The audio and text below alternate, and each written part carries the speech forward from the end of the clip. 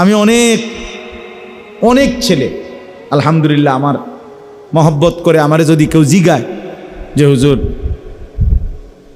গুনাহ ছাড়বার কথা একবার মনে হয়, আবার গুনায় জড়াইয়া পড়ি, কি করমু?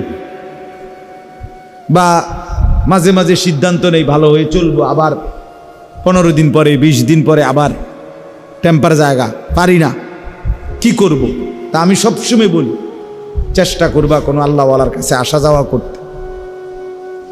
যদি না আসতে পারো ব্যস্ততার কারণে, পড়ালেখার কারণে, কর্মের কারণে, চাকরির কারণে, হতেই পারে ছুটি নাই আমার, তাহলে কমপক্ষে নিজ এলাকার তুমি যেখানে নামাজ পড়ো ওই ইমাম সাহেবের কাছে কতক্ষণ বসে থাকো, দেখবা ইমাম সাহেবেরই কও যে হুজুর আমার একটা ভালো কথা কয়ে দেন, আমার জন্য একটু দোয়া করে দেন, আমি যেন ভালো হয়ে চলতে পারি, আমি যেন আমার চরিত্রটা ঠিক রাখতে পারি। হ্যাঁ, মাওলানা মারুফ এই মাত্র বলল, নবম শ্রেণীর ছাত্রের কথা বলছে কিনা বলেন? আমি যেই ছেলের কথা শুনছি এতক্ষণ 15-20 মিনিট মোবাইলে বললাম যে কথা, এও এরকম কথাই কইছে, একই কথা। তার কথা শুনে অবাক হইলাম যে ঠিক এ আর এ একজন না, আরেকজন সে এই কথাগুলি বলছে। নষ্ট চরিত্রের কথা। জঘন্যতা কোথায় নামছে? উঠতি বয়সের ছেলে মেয়েদের চরিত্রহীনতা, নির্লজ্জতা, অসভ্যতা, এটা আপনারা যারা একটু বুঝের মানুষ, মুরব্বী আছেন, জাগো বয়স 40-এর উপরে, আপনারা স্বপ্নে না, স্বপ্নের উর্ফেও যদি কিছু তাই ওইখানে ভাবেন নাই। আমার সমাজের, আমার দেশের, আমাদের অঞ্চলের সর্বত্র উঠতি বয়সের ছেলে মেয়েদের হালাত কি? শুধু চুলের ফ্যাশন আর জামার ফ্যাশন না, না, অসভ্যতা আরো অনেক গভীর পৌঁছে গেছে, যেখান থেকে ফিরে আসা বড় কঠিন হয়ে দাঁড়ায়। হ্যাঁ, চেহারার সুরতের মধ্যে নগ্নতা, মনে হয় যেন ভাসতেছে, খেলতেছে। নারীর আসক্তি, যৌন চাহিদা, অসভ্যতা, নেশা, মদ, জুয়া, জিনা, ব্যভিচার, পাগল হয়ে গেছে, পাগল। আমি তাফসীরের মধ্যে পড়ছি, যে নেশা করে সে জিনাও করে, যে নেশা করে সে নারীর সাথে অপকর্মও করে। নাউযুবিল্লাহ। প্রত্যেক নেশাখোর অল্প সময়ের ব্যবধানে ব্যভিচারীও হয়। এই জন্য বললাম সবাই মিলে আন্তরিক হয়ে, আপনি যদি আরেকটু আন্তরিক না হন আপনারা, তো নিজেদের ঘর পরিবার কিচ্ছু থাকবে না। এই পাশ্চাত্যের হাওয়া, ওয়েস্টার্ন হাওয়া, এই মোবাইলের আমন্ত্রণ, ফেসবুকের আমন্ত্রণ, সারা পৃথিবীর নর্তকী আর গায়িকার নায়িকা, আর এই দুনিয়া লুবি, এই অসভ্য চরিত্রহীন, তাদের আহ্বানে মুসলমানের সন্তান বেসামাল, দিশেহারা, বেচারা একরকম অসহায়, কি করবে? কোনোভাবেই নিজেকে নিয়ন্ত্রণ করতে পারতেছে না, এই হালাত। এই জন্য বললাম আপনাদের প্রত্যেকের উচিত নিজ নিজ মহল্লার কোনো আলেমের কাছে বেশি আসা যাওয়া করবে, দাওয়াত ও তাবলীগের সাথীদের সাথে বেশি উঠা বসা করবেন, ওলামাদের সংস্পর্শে যারা। সোজা কথা, আলেমে দ্বীনের সংস্পর্শ, দিনদার মুত্তাকি আলেম। সদবদর হুজুর হইলে হইতো না, আবার মোবাইল টিফিন না হুজুর, আবারটা নিজে সারাদিন মোবাইল টিপে পাং পুং তাং ফাং করে, এসব সদর বদর হইতো না, আবার ভালো হুজুর হইতেন। বুঝেন নাই কথাটা? বলে চিনবো কেমন? আপনি দেখলেই চিনবেন, আমনে এই যে বাজারে ফসা মাছ বেছে এই বাজারে ভালো মাছ বেছে, কথা বলেন না কেন? যেই বাজারে আপনার ভেজাল চাল বেছে এনে ভালো চাইলো আছে। আপনি যেই বুদ্ধিমান একটু বিচক্ষণতা খাটায়, বিবেক বুদ্ধি খাটায়, সে ঠিকই বের করতে পারে।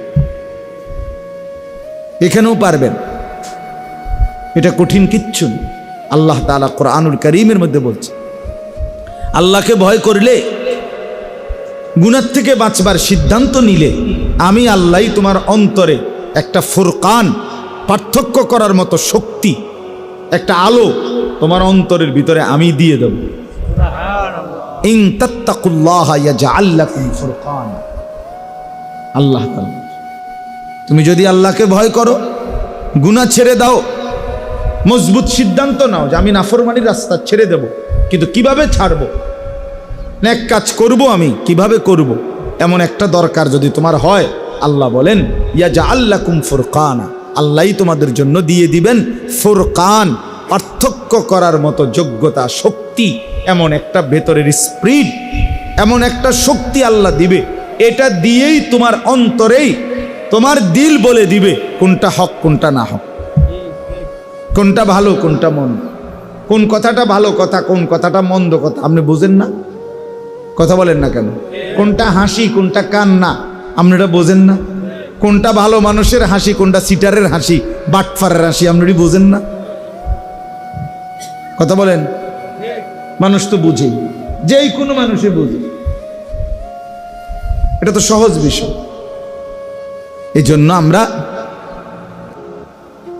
প্রত্যেকেই, আমি মারুফের কথা বলতে গিয়ে কথাগুলো বললাম, আমি খুব লম্বা করতে চাই না, রাত হয়েছে অনেক, আলহামদুলিল্লাহ তার বয়ানও আপনারা শুনছেন। আমার প্রথম কথা হইল এই, আপনাদের কাছে অনুরোধ করছি, প্রত্যেকেই স্থানীয় ওলামা, ইমাম, খতিব, তাদের সাথে সম্পর্ক বাড়াবেন। বুঝিনি আমার কথাটা কমছে? ইনশাআল্লাহ বাড়াবেন, ইনশাআল্লাহ, ইনশাআল্লাহ বেশি বসবেন, ওনারেই কইবেন, ইমাম সাহেব হুজুর আমারে দুইটা কথা কন, একটা কথা কন, একটা মিনিটে বলেন। হাদিসের মধ্যে আছে, বহু সাহাবী এরকম নবীজির কাছে আসছে, আয়েশা বলছে ইয়া রাসূলুল্লাহ আমারে একটা কথা কইয়া দেন। নবীজি এক কথা বলছে, ওয়াজ শেষ, লা তাগদাব। একজনকে কইছে রাগ করিও না, খালাস ওয়াজ শেষ। ওয়াজ কি করছে কদ্দুর, এই কথাইটাই ওয়াজ, যে লা তাগদাব, কি করিও না। আরেকজনে বলছে আমি সারাক্ষণ করতে চাই এমন একটা আমল কর, বলছে লা ইয়াজালু লিসানুকা রাতবান বিযিকরিল্লাহ, আল্লাহ তাআলার জিকির দিয়া জিহ্বা ভিজায়া রাখবা, যাও এটাই বল, খালাস। এই এক সাহাবীকে বলছে গোটা ইসলাম মানতে চাও তুমি, আমি তোমার একটা পদ্ধতি কই। নবীজি বলছে ওই সাহাবীকে, আমি তোমার একটা বুদ্ধি কই, যেই বুদ্ধিতে গোটা ইসলাম মানা তোমার জন্য সহজ হয়ে যাবে। এটা বলি আমি। কেমন আছেন? আসেন একটু জায়গা করে দেন তো। আল্লাহ নবী সাল্লাল্লাহু আলাইহি ওয়াসাল্লাম বললেন, নবী সাল্লাল্লাহু আলাইহি ওয়াসাল্লাম কি বললাম, ওনাকে বললেন সাহাবীকে যে গোটা ইসলাম মানা তোমার জন্য সহজ হবে এমন একটা বুদ্ধি কইতাম নি। বুঝছেন নি প্রশ্নটা? তো ওই সাহাবী বলল, বলেন ইয়া রাসূলুল্লাহ, বলেন আমাকে। তো নবীজি বললেন কুফা, মানে এই জিহ্বাটা টাই না, একটু বাইর করে আর কি। নবীজি জিহ্বায় হাত দিয়ে বললেন, এভাবে আঙ্গুল লাগাইয়া বলে, কুফা লিসানাক, তুমি তোমার এই জিহ্বাটাকে নিয়ন্ত্রণ করো, খালাস। এই যে ওনার ওয়াজ শেষ। মানে এই যে এক কথায়, এক শব্দে, এক বাক্যে ওয়াজ হইতে পারে, এটা দেখলেন নি? ওনার এই ওয়াজ দিছে এই কদ্দুর কথা, শেষ। হযরতে আনাস রাদিয়াল্লাহু তাআলা আনহু, ওনাকে একদিন নবীজি বলছে, ইয়া বুনাইয়া, হে আমার প্রিয় সন্তান, তোমার একটা নসিহত করি। নবীজি ওনারে বলতেছে, ইন কাদারতা আন তুসবিহা ওয়া লাইসা ফি কলবিকা গিশশুন লি আহাদ ফাফআল। আনাস শোনো, আমার একটা ওয়াজ নসিহত শোনো। নবীজি বলতেছে, নবীজির খাদেম আনাস ইবনে মালিক বলতেছে যদি তুমি পারো প্রতিদিন সকালবেলা তোমার দিলটা এরকম বানাইবা যে কারো প্রতি তোমার কোনো বিদ্বেষ নাই, এমনটা যদি করতে পারো ফাফআল, তাহলে কইরো, এটাই তোমার জন্য কল্যাণ। এই আওয়াজ শেষ। ওনারা এর দূরে গেছে। কারো প্রতি দিলে কি রাখো না, বিদ্বেষ, স্থায়ী শত্রুতা জমায়ে রাখো, বিদ্বেষ রাখো, এভাবেই দিল বানাও। তাইলে এই জন্য বললাম, আপনি ইমাম সাহেবকে বলেন গিয়া যে হুজুর আমার একটা ছোট কথাই বলে দেন, 1 মিনিটের একবারে ভূমিকা, নাহমাদুহু পড়তে হইব, মাইক লইতে হইব, পোস্টার করতে হইব, হ্যান্ডবিল করতে হইব, সুদ দিতে হইব। আমার ভাইয়েরা একবারে সবাই সবসময় এটা কইতে হইব, সুদ দিতে হইব, এরম প্যান্ডেল করতে হইব, এটা জরুরি। কথা বলেন না কেন? আখেরাতের পথ পাওয়ার জন্য, আপনার আমার নাজাতের জন্য, জান্নাতে যাওয়ার জন্য এরম প্যান্ডেল বাধ্যতামূলক। সবসময় পোস্টার করতে হইব নাকি? দা এটাই বুঝাইতে চাইলাম। খেয়াল করবেন, ইনশাআল্লাহ দেখবেন লাভবান হইবে, ভালো হবে, নিজের পরিবর্তন হবে। আল্লাহ তাআলা আমাদেরকে তৌফিক দান করে। মাহে রমজান আমাদের কাছ থেকে বিদায় নিল। 1টি মাস পূর্ণ আল্লাহ তাআলা আমাদেরকে অতিরিক্ত বিশেষ সারা বছরের স্বাভাবিক যা আমল ছিল আমাদের দায়িত্বে আল্লাহর পক্ষ থেকে, ইসলামের আমল, এগুলো তো চলমান ছিলই। অতিরিক্ত আল্লাহ তাআলা বড় বড় মোটা দাগের আরো 6টা আমল আমাদের জন্য রমজানে বিশেষভাবে দিয়েছিলেন। 1 নাম্বার হলো রোজা পালন 1 মাস, 2 নাম্বার হলো সাহরি খাওয়া শেষ রাত্রে, 3 নাম্বার হলো ইফতার করা সন্ধ্যার সময়, 4 নাম্বার হলো পুরা মাস 20 রাকাত পূর্ণ তারাবি পড়া, 5 নাম্বার হলো শেষ দশক, শেষ 10 দিন আল্লাহর ঘর মসজিদে এতেকাফ করা, 6 নাম্বার হলো শেষ দশকের বেজর রাত্রিগুলোতে সবে কদর তালাশ করা। কয়টা হইল? 6টা। আগেরগুলো তো আছেই, 5 ওয়াক্ত নামাজ, তাহাজ্জুদ, রাত্রিবেলার সন্ধ্যাবেলার আউয়াবিন, কোরআনুল কারীমের তেলাওয়াত, বেশি বেশি আল্লাহ তাআলার জিকির, দান, সাদাকা, জাকাত, এগুলো তো চলমান, এগুলো তো আগের মতো ছিলই না, এগুলোই স্থগিত করছে, এগুলো তো ছিলই। এরপরে গুনাহ বর্জন, এ তো আগের থেকেই। মিথ্যা কথা রমজানে বলা হালাল না হারাম? তো আর অন্য মাসে একই রকম, একই রকম না? এটা মানে প্রত্যেকটা গুনাহ নিষেধ তো আগের মতোই চলমান ছিল, এগুলো তো আগেও নিষেধ, রমজানেও নিষেধ। তাহলে যাবতীয় পূর্বের আদেশ নিষেধ চলমান অবস্থায় আল্লাহ তাআলা আরো অতিরিক্ত 6টি বড় বড় আমল দিয়ে আমাদেরকে আল্লাহ তাআলা মাহে রমজানকে সাজিয়েছেন, আয়োজন করেছিলেন। এই আয়োজনে আল্লাহ তাআলা আমাদেরকে, কথাটা খেয়াল করেন, রমজান মাসের 2 মাস আগে, রজব মাসের চাঁদ ওঠার পরেই ইমাম সাহেবরা মনে করাই দিছে যে বেশি বেশি দোয়া করতে শুরু করেন, আর রমজান পর্যন্ত হায়াত চান। আল্লাহুম্মা বারিক লানা ফি রাজাবা ওয়া শাবান ওয়া বাল্লিগনা রমাদান। তাহলে রমজানের 2 মাস আগে থাকতে আল্লাহর বান্দা ইমানদাররা দোয়া শুরু করছিল রমজান পাওয়ার জন্য, কিন্তু ওই 2 মাসে দোয়া করতে করতে দোয়া অবস্থায়ও অসংখ্য মানুষ রমজান পায় নাই, কবরে চলে গেছে। কথা বলেন, রমজানের আগের 2 মাস মানুষ মারা গেছিল কেউ? আচ্ছা, রমজান মাস আসলো, এই অবস্থায় অনেক মানুষ রমজান পেল, কিন্তু রমজানের শেষ দিন পর্যন্ত এই 30 দিনেও অসংখ্য মানুষ তো পূর্ণ রমজানই চাইছিল, কিন্তু এই রমজান চলমান অবস্থায়ও অসংখ্য মানুষ প্রতিদিন কবরে গেছে কিনা, ইন্তেকাল করেছে কিনা বলেন? তাহলে 2 মাস আগেও কত মানুষ রমজান চাইছে কিন্তু তারা পায় নাই, আর কেউ রমজান পাইছে কিন্তু শেষ করতে পারেন। আমার শায়েখ আল্লামা মুফতি মুশতাকুর নবী সাহেব হুজুর বলতেছিলেন শেষ দিন আপনার 20 রমজানের দিন যেদিন এতেকাফে ঢুকবে, ওই দিন মাগরিবের আগে দিয়ে ঢুকবে মসজিদে, ওই দিনকার আসর হুজুর কোটবাড়ি সুধন্যপুর ওনার মাদ্রাসার পাশ এলাকা যে ওই মহল্লার মসজিদে আসরের নামাজ পড়ছেন। আগে ওনার মাদ্রাসার মসজিদে এতেকাফে ঢুকছেন। আমরা সবাই ঢুকছি, আমিও শায়েখের সাথেই এতেকাফ করি, হুজুরের সাথেই আমি এতেকাফ করি সবসময়, আজকে 11 বছর। তো এই আসরের সময় ওই মসজিদে এই 20 তারিখ 20 রমজানের দিন একজন মাঝবয়সী লোক মুসল্লি, উনি হুজুরে নামাজের মুসল্লা আগায়া দিছে, মুসল্লা বিছাই দিছে আর হুজুরের সামনে।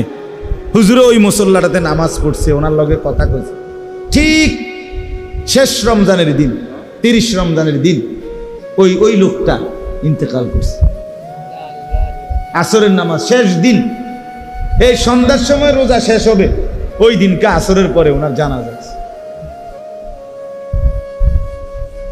হুজুর বলতেছেন দেখেন ব্যাপারটা আমি দেখছি এই 20 রমজানে, মানে আমি দেখকেই ওনারে মসজিদে আইছি, অর্থাৎ উনি আমারে আসরের সময় কি করে দিছিল, মুসল্লা বিছাই দিছিল।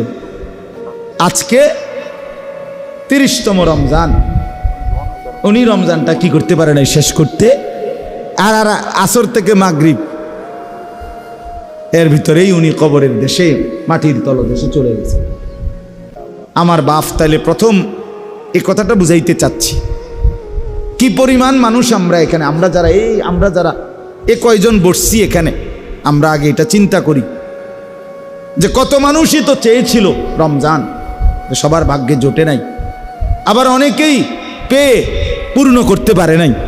আল্লাহ তাআলা আমাদেরকে দয়া করে রমজান পর্যন্ত হায়াত পৌঁছাইছেন, আবার রমজানের পুরা মাস 30 দিন পূর্ণ হায়াত দিয়েছেন। কি পরিমাণ শুকর আদায় করা উচিত, কথা বলেন, কি পরিমাণ কৃতজ্ঞতা আদায় করা উচিত, কি পরিমাণ আল্লাহ তাআলার শুকর আমাদের আদায় করা উচিত। আমরা যদি ভাবি ইনসাফের সাথে, বলে এই কৃতজ্ঞতার ভাষা কি হবে, যে আল্লাহ যে আমাকে এতেকাফের মধ্যে জান্নাতের রাস্তা আছে কিনা, জান্নাতের রাস্তার সামান এগুলো, জান্নাতে যাওয়ার উপকরণ এগুলো, তাহলে এগুলো যে আল্লাহ তাআলা আমাকে তৌফিক দিলেন করবার, পালন করার, আমাদের কি পরিমাণ কৃতজ্ঞ হওয়া উচিত ছিল, কি পরিমাণ শুকর আদায় করা উচিত, এটা হলো দেখার বিষয়। এক নাম্বার একটা বিষয় গুরুত্বপূর্ণ। আর আরেকটা বিষয় হলো, আমি শুধু এই 2টা কথাই বলব, মাগরিব বাদ এই 2টা কথাই বলছি, এখনো বলতে চাই। আরেকটা বিষয় হলো এই 1 মাসের রমজান, তাহলে 1 নাম্বার হলো আমাদের শুকর আদায় করা উচিত, কৃতজ্ঞতা আদায় করা উচিত আল্লাহর প্রতি, কি পরিমাণ এত বড় রমজান পাওয়ার বরকতে, এটা আমরা ভাবা দরকার, ঠিক কি না বলেন? আর 2 নাম্বার হলো এটাই 1 নাম্বার, এটা শুকরটা দ্বিতীয়, যেটা মূল টার্গেট। আগের সবগুলো ইবাদতের সাথে রমজানে আল্লাহ তাআলা অতিরিক্ত আরো 6টি ইবাদত যোগ করে, এই যে 6টার নাম বলছি কিনা, রোজা, ইফতার, সাহারি, তারাবি, এতেকাফ, শবে কদরের তালাশ, কয়টা হইছে? এই 6টার আগের গুলো সহ একসাথ করে এই যে রমজান আমাদেরকে দিলেন, ইমানদার আমাদেরকে দিলেন, কেন দিলেন? আল্লাহ তাআলা স্পষ্ট কোরআনে এটা বলছেন যে আমি আল্লাহর টার্গেট, আমার চাওয়া, লাআল্লাকুম তাত্তাকুন, যেন তোমরা মুত্তাকি হতে পারো, যেন তোমাদের মধ্যে তাকওয়ার গুণ অর্জিত হয়, এই জন্য দিছিলাম। এখন বলেন 1 মাসের কোর্স তো শেষ হইল, ঔষধও খাইলেন, শরীরটার কি অবস্থা? এটা হলো দুনিয়াবি কথার ক্ষেত্রে আমরা বলি। একজন রুগী হসপিটালে ভর্তি হয়েছে, আজকে 1 মাস ধরে 6টা করে ওষুধ নিয়মিত খাচ্ছে, ডাক্তারের প্রেসক্রিপশন মতে যেমনে যেমনে কইছে। এখন 1 মাস পরে কেউ তারে দেখতে গিয়ে জিজ্ঞেস করতেছে এখন আপনার শরীরের কি অবস্থা, আগে যেরকম দেখে গেছিলাম এখন কেমন লাগতেছে? তো এই লোক বলতেছে আল্লাহ রহমতে আপনাদের দোয়ায় আজকে 1 মাস লাগাতার ওষুধ খাওয়ার বরকতে আল্লাহর দয়ায় শরীরটাও আগের চাইতে ভালো, রোগটা কমে গেছে, কমে যাইতেছে। দোয়া করেন আল্লাহ যেন পূর্ণ সুস্থ করে। এরকম দুনিয়ার মানুষ বলে কিনা? তো আল্লাহ তাআলাও তো চাচ্ছিলেন রমজানের এই একটি মাস আমাদেরকে যে যেন তোমরা মুত্তাকি হতে পারো, তাকওয়ার গুণ অর্জিত হয় তোমাদের মধ্যে। তো ওইটার হালাত কি? 1 মাসের ঔষধ আপনি তো খাইলেন, 6টা আমল আরো অতিরিক্ত করিলেন, রমজান পালন করিলেন। এখন আপনার আমার তাকওয়ার কি অবস্থা? যেটা টার্গেট ছিল তাকওয়া অর্জন হবে, মুত্তাকি বানাবে, এটা কি হইল? এটা কদ্দুর কম। কথা বুঝছেন কি না? যেদিন ঈদের চাঁদ উঠল সেই মাগরিব থেকে আজকের এশা পর্যন্ত, ওই দিনকার মাগরিব আর এশা ওহেন্দের 2 ওয়াক্ত, গতকালকের 5 ওয়াক্ত, আজকের 5 ওয়াক্ত, তাহলে হলো মোট কয় ওয়াক্ত? 12 ওয়াক্ত। এই 12 ওয়াক্ত নামাজের হালাত বলে। এই 12 ওয়াক্ত নামাজের মধ্যে যেই ওয়াক্ত নামাজ যাদের ছুটে গেছে তার তাকওয়া কোথায়? কথা বলে। তাকওয়া মানে কি? আমার শায়েখ বলেন, কিতাবের মধ্যে লিখছে হুয়া মালাকাতুন ফিল কলব। তাকওয়া হচ্ছে এই দিলের মধ্যে অর্জিত একটি যোগ্যতা। কিসের যোগ্যতা? যোগ্যতা হইল এমন একটি যোগ্যতা যেটার আসলে হলে তাকওয়া, যে এই যোগ্যতার বলে ওই ব্যক্তির জন্য গুনাহ ছেড়ে দেওয়া সহজ হয়, ইবাদত পালন করা সহজ হয়। এইটারে কয় তাকওয়া। এই যোগ্যতাটা আসা। রমজানের 1 মাসের টার্গেট ছিল এই যোগ্যতাটা আপনার মধ্যে আসবে। এই 6টা ওষুধ দিছে আপনারে, রোজা, ইফতার, সাহারি, তারাবি, এতেকাফ, শবে কদর, যেন আপনার মধ্যে ওই যোগ্যতাটা আসে, তাকওয়ার যোগ্যতাটা। যে যোগ্যতা বলে আপনি গুনাহ ছাড়বেন সহজ, গুনাহ ছেড়ে দেওয়া সহজ হবে, ইবাদত করা সহজ হবে, আল্লাহর হুকুম পালন করা। এখন এই 12 ওয়াক্ত নামাজ যাদের ছুটে গেছে তাদের 1 মাসের ঔষধ খেয়ে আল্লাহর হুকুমের রমজান পালন করে অর্জন কোথায়? তাকওয়া কই? গুনাহ না হওয়া, ইবাদত পালন করা, এটাই তো তাকওয়া। তো এটা কই বলেন? ঈদের আনন্দ, ঈদের ব্যস্ততার পরেও ভিতরেও আপনারা যে এতগুলো মানুষ আল্লাহর কথা শুনতে বসছেন, আপনারা আসলে রীতিমতো আল্লাহর ওলি, ভালো মানুষ আপনারা। আল্লাহ তাআলা আপনাদেরকে ভরপুর কবুল করেন। এই মুহূর্তে মানুষ খুব বেশি ব্যস্ত, ঈদ উদযাপন করতেছে। রমজান যাই করছে না করছে, ঈদ খুব জমজমাট উদযাপন করতেছে। এর ভেতর দিয়েও আলহামদুলিল্লাহ আজকে পবিত্র ঈদুল ফিতরের পরদিন দীর্ঘ 1 মাসের মাহে রমজান আল্লাহ তাআলার ইবাদত আর বন্দিগি আল্লাহর দয়ায় আদায় করার পরে ঈদ পরবর্তী আজকের এই ইসলাহি মাহফিল,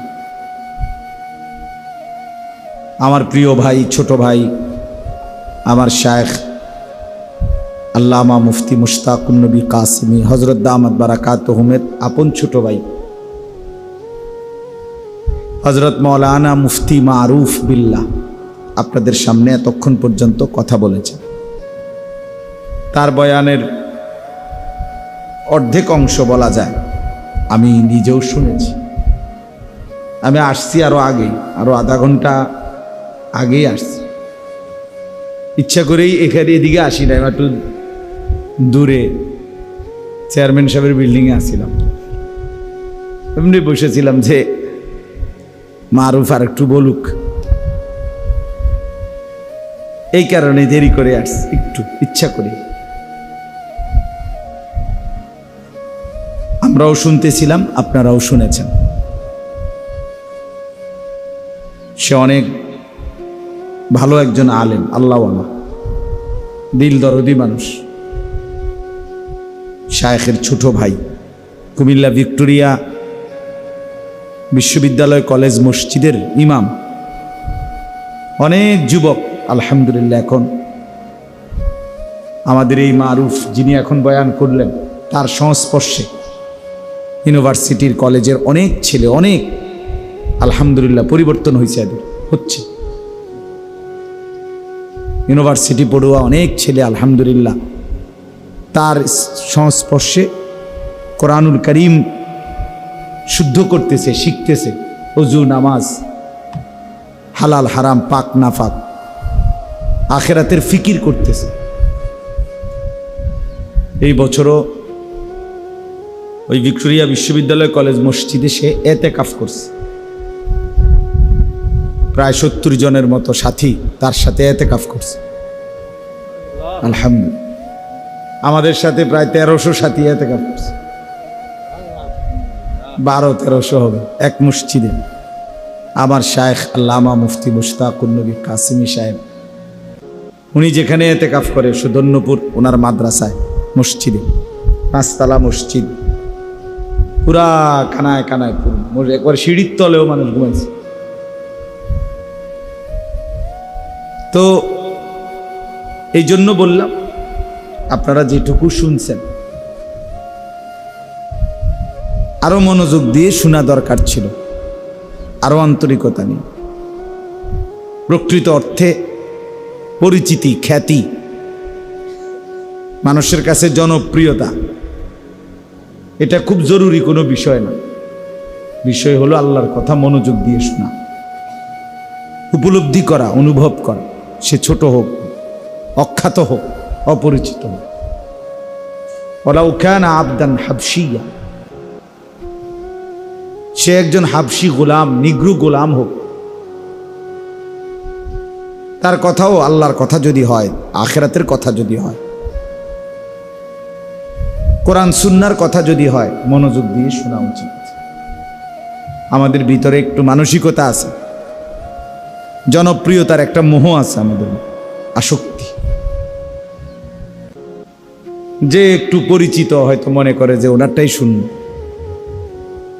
না, আসলে প্রত্যেক মসজিদের ইমাম সাহেবের কথার মধ্যে, আপনাদেরকে যারা জুমার বয়ান করে তাদের কথার মধ্যে হেদায়েত আছে, আপনাদের আখিরাতের পাথেও পুঁজি আছে। আপনাদের জন্যই ওনারা বলে, আখিরাতের কথাই বলে। ওযু, নামাজ, হালাল হারাম, পাক না পাক, করণীয় বর্জনীয়, এগুলোই বলে। এই জন্য বাস্তবিক অর্থে যার আখিরাত দরকার, পরকাল দরকার, তার উচিত নিজ নিজ মহল্লার ইমাম সাহেবের কথাও মনোযোগ দিয়ে শোনা। আমার খুলনার হজরত আরিফ বিল্লাহ হজরত মাওলানা মুফতি নুরুল আমিন সাহেব হজরত বলছেন, প্রত্যেক মসজিদের ইমাম মুয়াজ্জিন নিঃসন্দেহে আল্লাহওয়ালা। এবং হজরতের একটা দামি কথা আছে, প্রত্যেক এলাকার মানুষের হেদায়েতের জন্য, প্রত্যেক অঞ্চলের মানুষের আখিরাতের পথ প্রদর্শনের জন্য আল্লাহই ওই অঞ্চলের ইমাম আলেমদেরকে, ওই এলাকার আল্লাহই নির্ধারণ করেছেন, নির্বাচন করেছেন। একজনের পক্ষে সারা পৃথিবী শুধরানো সম্ভব? সম্ভব বলে? প্রতিদিন যদি 10,000 মানুষ মনে করেন আমার মুরিদ, এখন আমি 10,000 মানুষের দুনিয়ার যাবতীয় প্রশ্ন আমি উত্তর দিতে হইব, মনে করেন এটা যদি আমার দায়িত্ব হয়, আমাকেই যদি বাধ্যতামূলক করতে হয়, এগো ফোন যদি আমাকে রিসিভ করতে হয় ডেইলি, তো আর আমি ভাঞ্জাবি খুললে আটন লাগবে।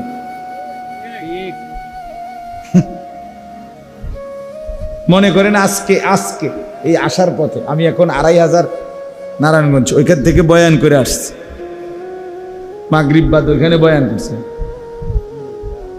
তো আসার পথে আমি একটা ফোন ধরছি, বরিশালের একটা ছেলে ফোন দিছে, তার কথাই আমার শুনতে হয়েছে 15-20 মিনিট। তার দুঃখ শুনতে শুনতে আমার জান শেষ। বহুত কিছু হেতের কত কথা, হুজুর আমার আল্লাহর দোয়ায় মোবাইলটা ছাইরেন না, আপনি কুদ্দুর শুনেন আমার। তাই ঠিক আছে কও, শুনলাম। কইছি কমাইয়া কও, সংক্ষেপ করে কই। সংক্ষেপেই 20 মিনিট শুনছি। একটা উদাহরণ দিলাম। এখন এইভাবে যদি সব মানুষের কথা একজনকেই সমাধা করতে হয়, সম্ভব এটা? আল্লাহ তাআলা এই জন্য কুদরতিভাবে আল্লাহ তাআলা প্রতিটা অঞ্চলে উপযুক্ত আলেম, ইমাম, খতিব, ওলামা আল্লাহ তাআলা ওই অঞ্চলের মানুষদের জন্য আল্লাহ তাআলাই ছড়িয়ে রেখেছেন, বিছায়া রাখছে। এই জন্য আপনাদের কাছে প্রথম কথা হল,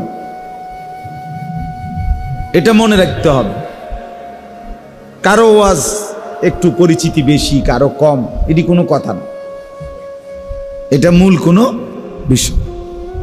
মূল বিষয় হলো আমার আখেরাতের পুঁজি আমার গ্রহণ করলাম কিনা, আমার আখেরাত সুন্দর হবে কিনা, আমি কবরে আযাব থেকে মাফ পাবো কিনা, আমি জাহান্নাম থেকে বাঁচবো কিনা। যদি এটা মানসিকতা হয়, তাহলে আপনার ইমামের কথার দ্বারাই, আপনার মসজিদের খতিবের কথার দ্বারাই আপনার জিন্দেগির পরিবর্তন হবে।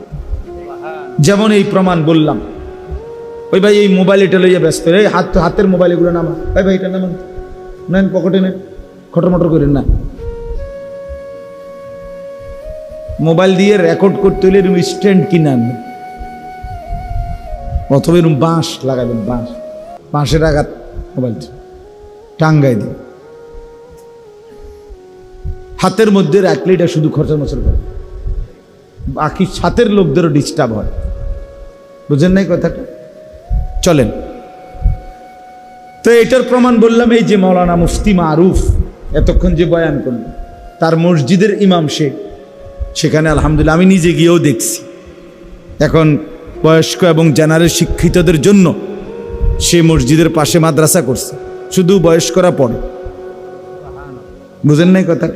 70 জনের মতো যুবক মানুষ তার সাথে এতেকাফ করলো, এবং অনেক যুবক তার থেকে প্রতিদিন প্রতিনিয়ত আখেরাত এবং পরকালের সন্ধান পাচ্ছে। তাহলে কেউ যদি মনোযোগী হয়, আন্তরিক হয়, তাহলে নিজ মসজিদের ইমাম সাহেবের কাছেই তার হেদায়েতের সামান, উপকরণ আছে। আছে কিনা বলে? এটার প্রমাণ বললাম না। বক্তা হইতে হইব, জনপ্রিয় হইতে হইব, কারে আনলে লারা খাইব। বুঝেন না কথাটা? একেবারে মানসে মাছে গাছে একটা ফেস লাগিয়ে দেব, বুটে বাদামে বন, বিড়ি, সিগারেট, চা, বাতে মাছে একটা ফেস লাগিয়ে লাগছে।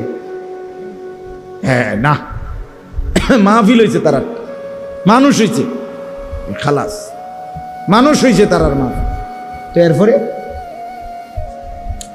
মানুষ হয়েছে তো বুঝছি, বন বিড়িও খুব বেচা হয়েছে, বুটমুড়িও বেচা হয়েছে খুব, কিন্তু পরিবর্তন কদ্দূর হয়েছে সেটা কোন কথা বোঝেন নাই? কথা তো ছিল এই, কথা তো ছিলই। পরিবর্তন হলো কোথায়? নামাজি বাড়ছে কয়জন? আখিরাতের ফিকির বাড়ছে কয়জন? চোখে পানি এসেছে কয়জনের? আল্লাহর ভয় তৈরি হয়েছে কয়জন? এটা বলে। এই জন্য আমি অনুরোধ করলাম, যে কয়জন বুঝছেন, যিনিই বুঝছেন, এটা মনে রাখবেন, প্রত্যেক অঞ্চলে আপনাদের এলাকার যারা ওলামায়ে কেরাম তাদেরকে কদর করবে। বলেন ইনশাআল্লাহ। নিজের ইমাম, নিজের মসজিদের মুয়াজ্জিন, নিজের মসজিদের খতিব, নিজ এলাকায় যে সমস্ত আলেমরা আছে ওনাদেরকে কদর করবে।